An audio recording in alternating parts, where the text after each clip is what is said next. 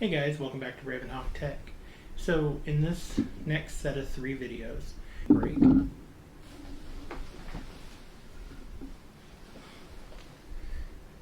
You may know heard of what is known as a coffee break. That is basically where instead of you talking about work stuff, you basically are just discussing, just shooting the breeze. Well, this is a little different. This is my version of a podcast. And we're not going to be necessarily drinking a whole bunch of alcohol and getting really drunk, but at least not yet. Maybe. I don't know. We'll see. But in my case, I was originally thinking about doing like geeks with drinks with geeks, something where, we could be sitting drinking coffee or energy drinks or beers or whatever, and just shooting the breeze, discussing different topics. So my friend joked around and came up with the name Drunk Bites. So in the next set of videos, you're going to see Drunk Bites.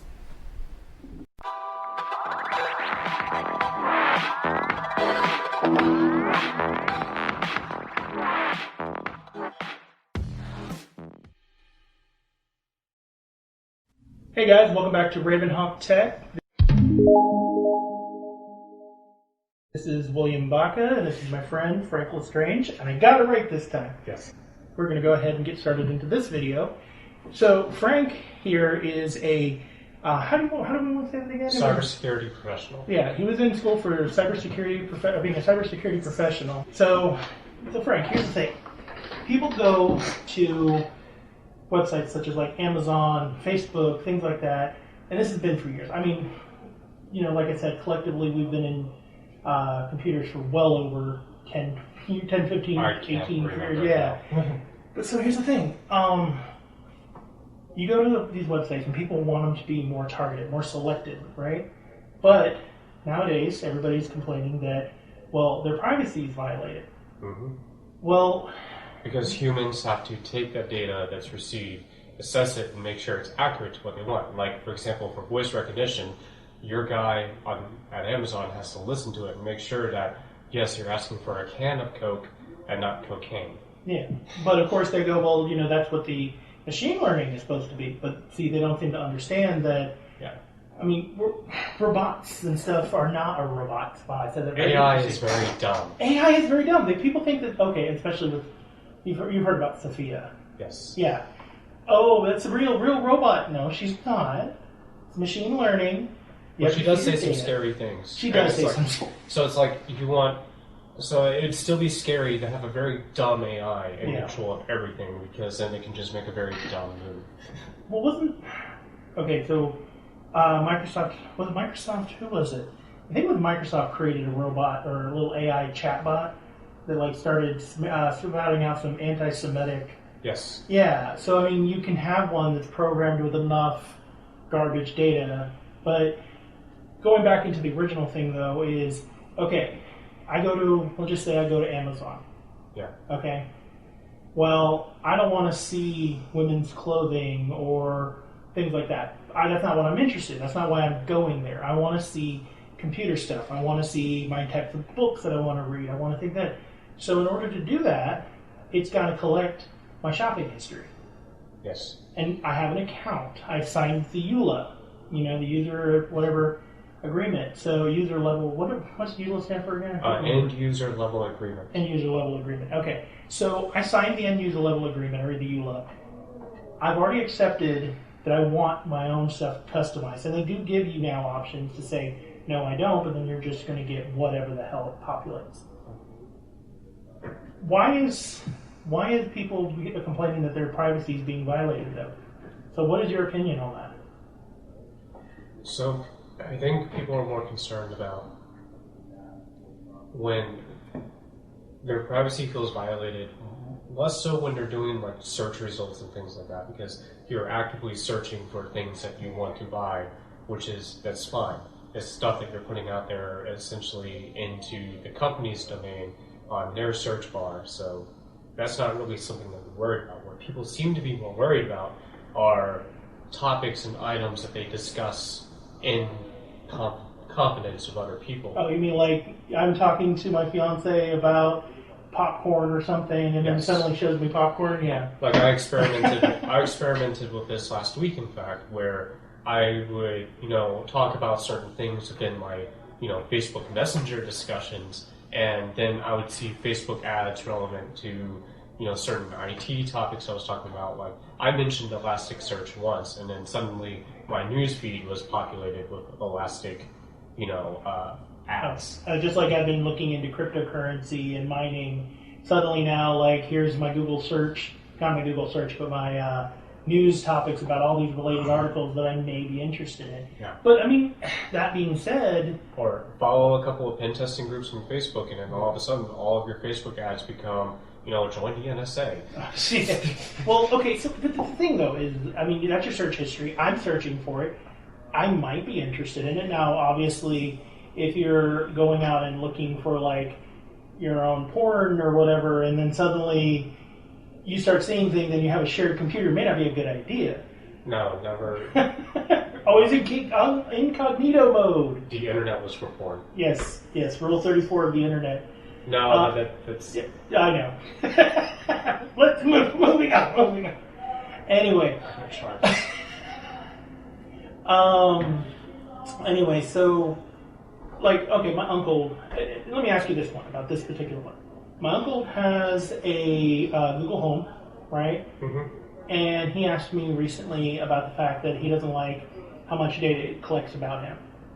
And I'm like, okay, you're asking it questions and stuff. It's personalizing itself to your thing. That's, you bought it for those reasons. Mm-hmm. But then you're complaining that it's collecting data on you. I mean, am I crazy here? No, you're not crazy. It's definitely collecting data, and it's definitely talking back and forth with the servers back at Google's side, because the hardware on the Google Voice Assistant or on the Alexa is actually very minimal. Mm-hmm. It's more like your set-top box or your Roku even, where it's a very dumb, basic single-board computer that's talking to Google servers and relaying voice data back. It has some parameters saved, it even has voice prints saved. But yeah, I mean, I've worked with some during when I've been experimenting with trying to make my own speech to text options and stuff, and I know that you can program it to sort of do some key things like turn on the lights or whatever. But you want to do some more complex things. Obviously, it's got to have somebody proofread it and add it to its vocabulary. And then once all the kinks are worked out, it's fine. But everyone's voice is uniquely different, so you have to be able to listen to certain tones, phrases, even accents and languages come into effect. It's just hell, I got a bit of a slur every now and then. So I mean, like sometimes you can't talk, and sometimes you want that system to work when you can't talk. Like for example, elderly need to be able to call 911. Like let's say they have a stroke, they're in a home alone, they can't form proper sentences because half their face is not working, and they need to be able to call 911, and sometimes they can't actually move and find a phone, so it would help to have a voice assistant that can, listen to it wirelessly and without any other human interaction to be able to assist that person. So there are some silver linings to this tech, but people are definitely concerned about the Orwellian aspects of it, which I think they have every right to be concerned about it, which this solution or solutions for these concerns might actually have to come down to more of a government legislative solution, less so than anything that can be solved with a single technological solution. It has to be a bridge between the two. Where but if you've read any of the articles, and I know you have, most of the people in our government doesn't even understand technology. And I don't want to go too political, but the fact is that they're actively trying to backdoor encryption, and no matter what, if you're watching this channel, you're probably more technically inclined. I don't need to explain why that's a very bad idea, but there are organizations like the Electronic Frontier Foundation that actively work to educate politicians and constituents about what your data privacy laws are and why you should be concerned about this and how we can, keep our society, our Western society, fairly liberal and open and free without having to basically open the door to any type of dystopian tyranny. Yeah, but I mean, like, okay, say for example, a site like Amazon, a site like Google, or any site that's basically collecting your data for your sales preferences. How much information should it know about you? So that's just the thing. People buy products for every aspect of their life. Yeah. When it comes down to health, sexuality, if you really want to get well, I'm not going to go there. Yeah, keep it safe for YouTube. Yes. So, intimate information is being collected to sell you a product. And I think coming to terms with that is, you need to be personally aware that your information doesn't just stay on your computer alone. It's out there in the world. And I think that comes just from basic, etiquette.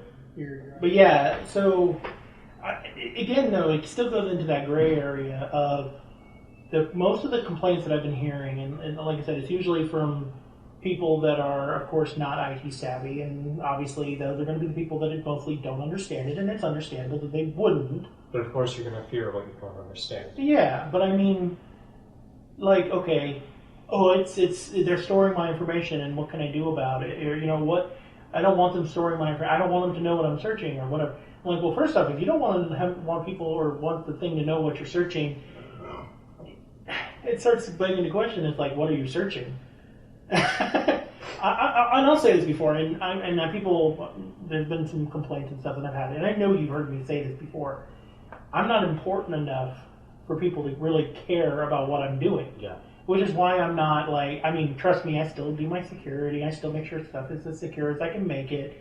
But at the same time, if something does happen, I mean, who am I? I have a YouTube channel when I go to work. Yeah. I mean, what am I going to do? It's like my job's not even important enough for somebody to want to try to steal my identity or something, Yeah, if your identity at some value is still worth, a couple $100 to $1,000 to, a nefarious actor, because what they'll do is they'll just take your identity, they won't act upon it, they'll just sell it on the dark net. So they wash their hands of it and basically fence it to another bad actor who might potentially use that data for their own nefarious acts. Okay. So either way, anyone's identity is still worth something because I can think of it from more of a security and hacking perspective. When you have when you have a person's identity that you can attribute to your own servers, like lease your own servers with that person's identity, it's fraud, and it's basically how a lot of attackers cover their tracks in a way. It's like they don't have to use your identity to pay for something. So you, being a cybersecurity professional, would actually be prone to someone wanting to use your identity for something. In a way, that goes back on what I was saying. Yeah. A lot of this is going to come down to it's going to be involving modernizing our government to be essentially savvy. Like, we need a government that's savvy on the internet and technology as it stands today, and even for future applications, because when we look at products like more, when we're talking about implanting HUDs on irises or, having Neuralink chips installed on your skull,